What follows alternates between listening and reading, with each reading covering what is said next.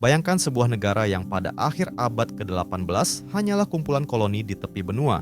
Namun di abad ke-21 menjadi salah satu kekuatan paling berpengaruh di dunia. Amerika Serikat tidak menjadi superpower secara instan. Status itu terbentuk lewat proses panjang, gabungan faktor sejarah, ekonomi, perang dunia, teknologi, dan strategi global yang konsisten selama lebih dari 2 abad. Di video ini, kita akan mengulik bagaimana perjalanan itu terjadi secara runtut dan berbasis catatan sejarah yang diakui luas. Amerika Serikat lahir sebagai negara merdeka pada tahun 1776 setelah memisahkan diri dari Inggris. Pada fase awal, fokus utamanya adalah membangun sistem pemerintahan dan memperluas wilayah. Sepanjang abad ke-19, Amerika Serikat melakukan ekspansi teritorial besar ke arah barat. Wilayahnya kaya sumber daya alam, tanah pertanian subur, cadangan batu bara, minyak, dan logam.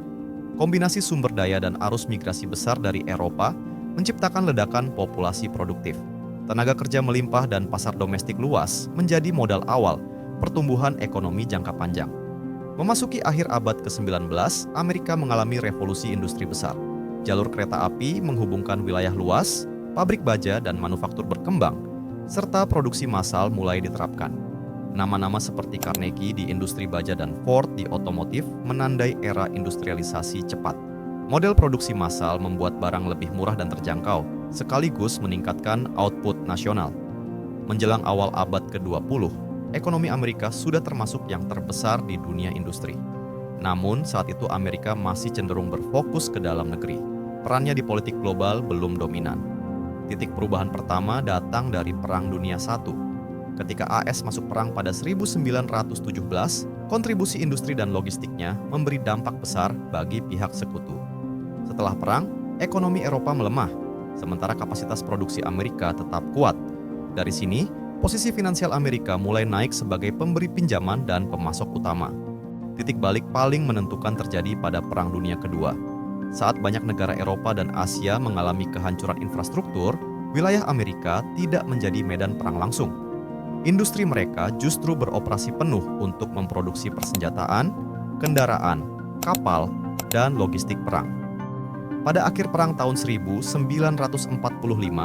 Amerika keluar sebagai kekuatan militer dan ekonomi terbesar, serta satu-satunya negara yang saat itu memiliki senjata nuklir. Banyak sejarawan menyebut periode ini sebagai momen lahirnya Amerika sebagai superpower modern. Setelah Perang Dunia Kedua, Amerika tidak hanya kuat secara militer, tetapi juga membentuk arsitektur tatanan dunia baru. Mereka berperan utama dalam pendirian Perserikatan Bangsa-Bangsa, Dana Moneter Internasional, dan Bank Dunia. Program Marshall Plan membantu membiayai rekonstruksi Eropa Barat, sekaligus memperkuat pengaruh politik dan ekonomi Amerika di kawasan tersebut. Pada saat yang sama, dolar Amerika Serikat menjadi pusat sistem keuangan global melalui kesepakatan Bretton Woods. Status dolar sebagai mata uang cadangan dunia memberi Amerika pengaruh finansial jangka panjang. Memasuki era Perang Dingin, dunia terbagi 2 blok besar. Amerika Serikat dan sekutunya melawan Uni Soviet dan blok komunis. Selama puluhan tahun, persaingan terjadi di bidang militer, ideologi, teknologi, dan pengaruh geopolitik.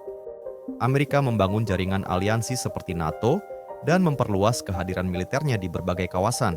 Perlombaan teknologi, termasuk program luar angkasa, mendorong investasi besar dalam riset dan pendidikan sains. Banyak universitas dan laboratorium riset Amerika berkembang pesat di periode ini. Ketika Uni Soviet runtuh pada tahun 1991, Perang Dingin berakhir. Amerika Serikat muncul sebagai satu-satunya superpower global tanpa pesaing setara. Dekade 1990-an sering disebut sebagai periode unipolar, di mana pengaruh militer, ekonomi, dan diplomasi Amerika sangat dominan di panggung internasional. Masuk abad ke-21, kekuatan Amerika tidak hanya bertumpu pada militer, tetapi juga pada teknologi dan inovasi. Revolusi digital sebagian besar dipimpin oleh perusahaan dan riset dari Amerika. Internet komersial, mesin pencari, sistem operasi, platform media sosial, komputasi awan, hingga kecerdasan buatan berkembang dari ekosistem teknologi di sana. Kombinasi universitas riset top, pendanaan venture capital, dan budaya startup menciptakan mesin inovasi yang terus berputar. Di sisi militer, anggaran pertahanan Amerika tetap termasuk yang terbesar di dunia. Mereka memiliki kemampuan proyeksi kekuatan global, armada laut lintas samudra, kekuatan udara jarak jauh, satelit, sistem siber, dan jaringan pangkalan di berbagai negara. Ini memungkinkan respons cepat terhadap konflik atau krisis internasional. Dalam banyak studi pertahanan internasional, kapasitas logistik global Amerika dianggap sebagai pembeda utama dibanding negara lain. Faktor lain yang sering dibahas para analis adalah soft power, pengaruh non-militer melalui budaya dan informasi. Film, musik, teknologi konsumen, dan platform digital Amerika tersebar luas secara global. Produk budaya ini membentuk persepsi, tren, dan preferensi publik dunia. Soft power memperkuat pengaruh tanpa perlu tekanan militer langsung. Meski demikian, abad ke-21 juga membawa tantangan baru. Kebangkitan Tiongkok sebagai kekuatan ekonomi dan teknologi besar menciptakan persaingan strategis. Uni Eropa tetap menjadi blok ekonomi penting. India tumbuh cepat. Banyak pakar hubungan internasional kini menyebut dunia bergerak ke arah sistem multipolar dengan beberapa pusat kekuatan besar, bukan dominasi tunggal seperti awal 1990-an.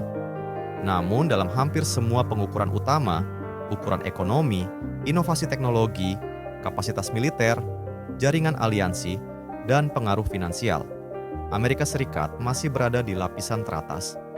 Jika ditarik garis besar, status superpower Amerika di abad ke-21 bukan hasil satu faktor tunggal. Ini adalah akumulasi dari keunggulan geografis, sumber daya, industrialisasi awal, momentum kemenangan pasca Perang Dunia, pembangunan institusi global, dominasi teknologi, serta jaringan aliansi yang luas. Sejarah panjang inilah yang menjelaskan mengapa pengaruh Amerika tetap sangat besar hingga sekarang.